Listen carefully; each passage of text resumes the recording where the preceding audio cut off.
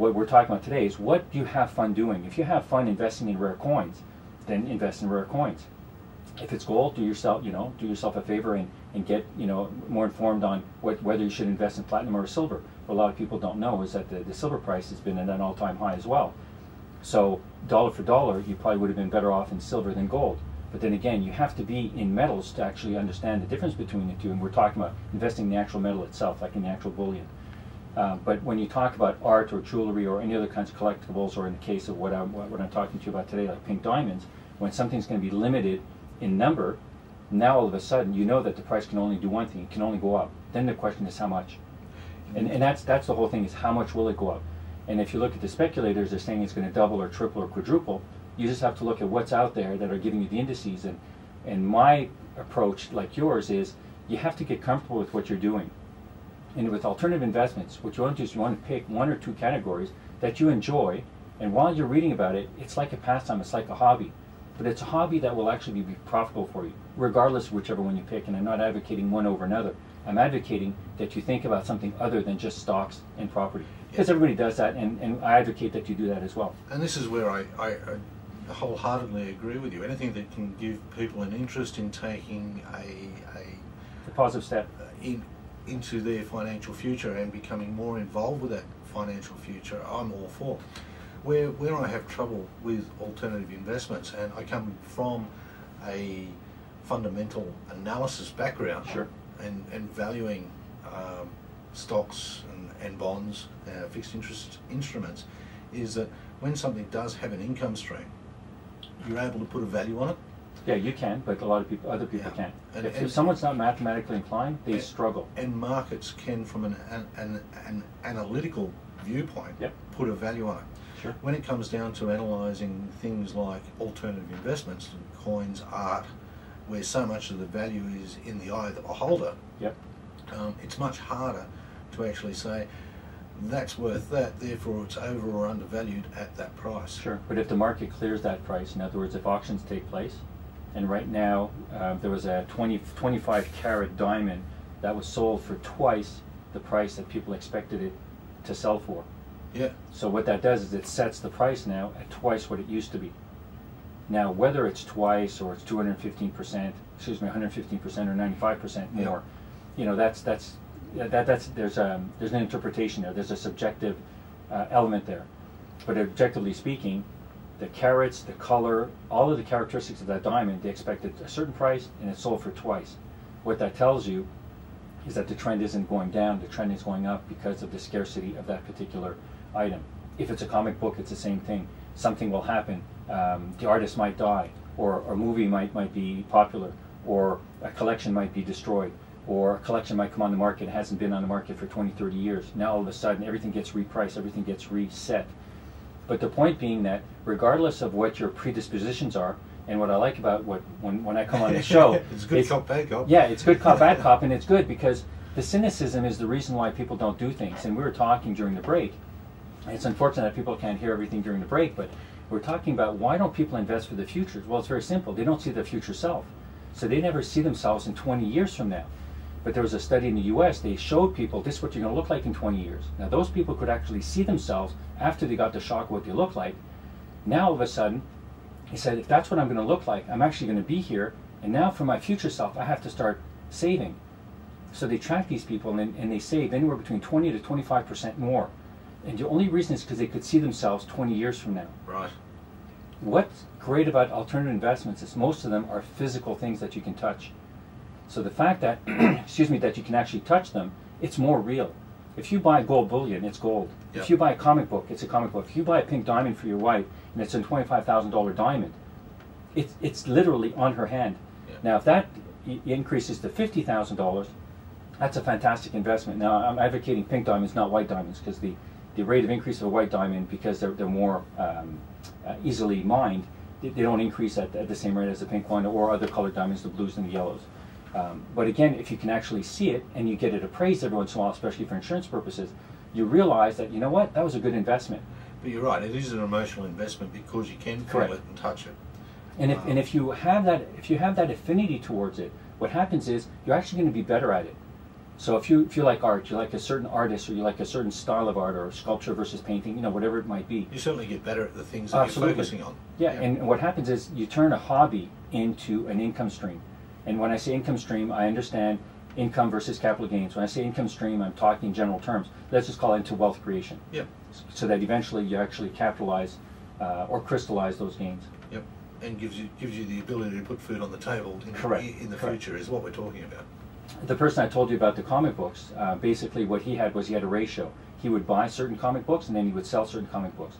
And what he would do is the comic books that he would sell would be his income. And anything that he would buy would be capital gains. Yep. So he would buy, let's say, 100 a year, and he would sell 10 or 15 a year. The 10 or 15 was his income, and 100 a year that he would buy would be the capital gains. So whatever ratio works for you, and whatever income you need to pay a house down or whatever the case may be, and he ended up being mortgage free. Yep. Now, who would think that you could end up being mortgage free from comic books? I mean, you'd never think that that's possible. Now, this doesn't happen in 3 years. This is what happens over 10 or 20 years. Pretty much a lifetime, yeah. Yeah, it's a lifetime hobby, and it's a passion. Yes. So Not mine in particular, but it's something that I respect. That's someone who knows what they're doing. Horses for courses. Exactly.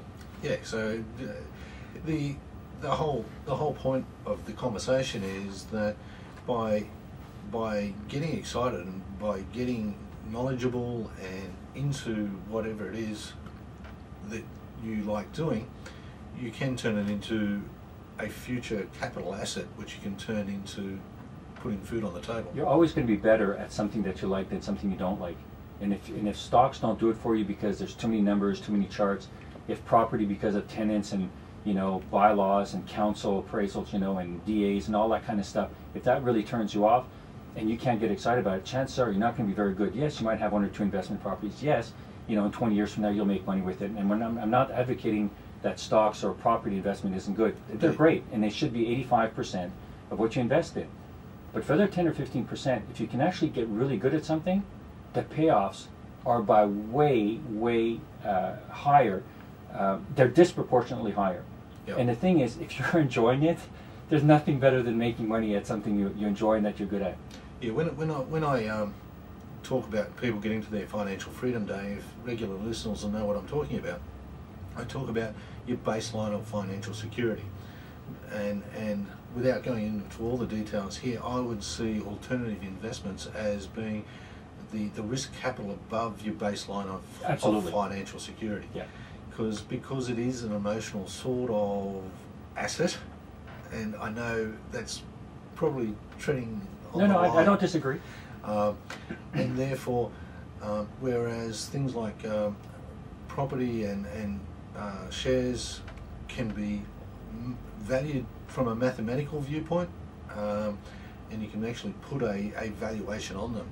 The alternative sorts of assets are a little bit harder to do that, and for that reason I would say they're assets for investment purposes above your baseline of financial if you buy coins, for example, and I'm not a coin expert, but if you buy coins, doesn't matter which coin you buy right now, there's a market price for it. That's right. Okay, so somebody will buy there's a market price for it. There's a market price for everything at the end of the day. Exactly. So it's not any less quantifiable. The only issue is the liquidity. Can you walk into a coin dealer in Sydney or Melbourne or Brisbane and say, I want $85 for this particular coin? The answer is, well, no. It depends which dealers are going to actually give you the $85. But then again, that's no different than stocks. Or any other asset. Because if you're holding a stock, and we won't name any stocks, but if you're holding a mining stock today and you want to sell it and you think it's worth $36, well, guess what? If it's worth $34 today, you're not going to sell it for $36. You have to wait till next week till it goes to $36, and it might not go to $36 for maybe another 6 weeks. Guess what? It's the same thing as the coin. Yep.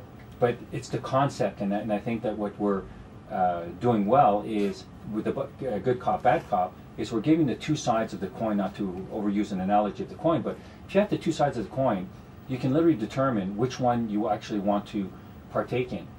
And the alternative investment is sometimes something that people don't even consider.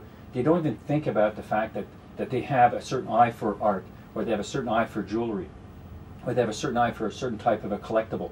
They like a band, or they like an artist, and they don't know that a sequin glove from Michael Jackson actually is a fantastic investment. I don't know how many there are that are available, but let's say there's 10 of them. Well, guess what? Chances are that sequin glove is going to be worth more in 10 years than it's worth now. Now, is that going to outperform the SX or not? Well, guess what? If you know more about Michael Jackson than I do, then all of a sudden you can make that determination. I can tell you for pink diamonds, for example, because I have a jeweler friend of mine, and he's been telling me for years, and all I've seen is the price go up, and the Sotheby's auction just recently confirmed it, and it reset a price point for pink diamonds, and I thought, wow, I can actually confirm that what's been said over the last couple of years is right, and it's playing itself out. Now, someone who just gets introduced to pink diamonds going, yeah, I kind of heard about it, can't appreciate it, just like the price of gold. You know about the price of gold over the past 20 years. You ask most people what the price of gold was 2 years ago, they couldn't tell you. That's right. Because it's only in the last 12 to 18 months or 24 months that people have been aware of it. About gold again. Yeah, why? Because it's gone up disproportionately. Yes. But people who've been hoarding it when it was undervalued, guess what? They're laughing all the way to the bank. Sure, but it sort of highlights the fact too that investment markets, in whatever market, the cycle can be quite a long cycle. Yes. So the whole point about being very aware of the liquidity restrictions in any sort of investment, whether it be shares, property, or alternatives. Well, yeah, there's two things. There's liquidity, and then there's the time horizon. Yeah. So time horizon is you invest for 5 years, and then in 5 years from now, it takes you 3 months to sell. So the 5 years is the time horizon, liquidity is the 3 months to sell. Yeah. That in itself, most people don't realize the difference between the two. And I know that you didn't misspeak there, but for the listener, that's really important. Because what I'm claiming is that the liquidity is not that big of an issue, nor is the valuation. That being said, you have to be comfortable with it. That's right. And what I'm actually trying to get across is if you have fun doing this, guess what? It doesn't matter how many hours it takes. Because as you're going through the catalogs and looking through it, I know people who collect stamps. You're looking for bargains whenever you're buying. Yeah, and you're going, what can I find? What can I find? What's out there? And all of a sudden you come across something, you say, you know what, that's a great deal. Yep. But guess what? The 5 hours you go through a catalog of coins or stamps or comic books or whatever the case may be, or Monica and I were looking at pink diamonds. We looked at about 12 different sizes and colors. And you know what? After 12, you actually know a good one from a bad one. I'm just hearing all these conversations that people, particularly wives listening to this particular program today. That's right. Their poor husbands are going to cop it between the eyes when they get home. But pink diamonds are the go. Yeah, but you know what? You can't just go out and just buy a pink diamond. Yeah. And that's the whole point is alternative investments, you're going to get fleeced. You're going to be taken to the cleaners unless you know what you're buying. What I'm advocating is that you have fun educating yourself so that if someone shows me a pink diamond now, I can tell you I can make a much better decision now than I could 3 months ago. Yeah, it's taking an active interest, which it's is an active interest because it's the hue, it's the color, it's the saturation. You know, it's the clarity. But you know what? You can talk about it until you actually see it, and you see a $20,000 diamond and a $60,000 diamond. You don't really know the difference. When you see a 60, trust me, you look at it going, now that's a nice diamond. Well, I can tell Mark's getting a bit too excited here, so we'll take a bit of a break. Absolutely. And be back with more of the Money Talks program in just a little bit.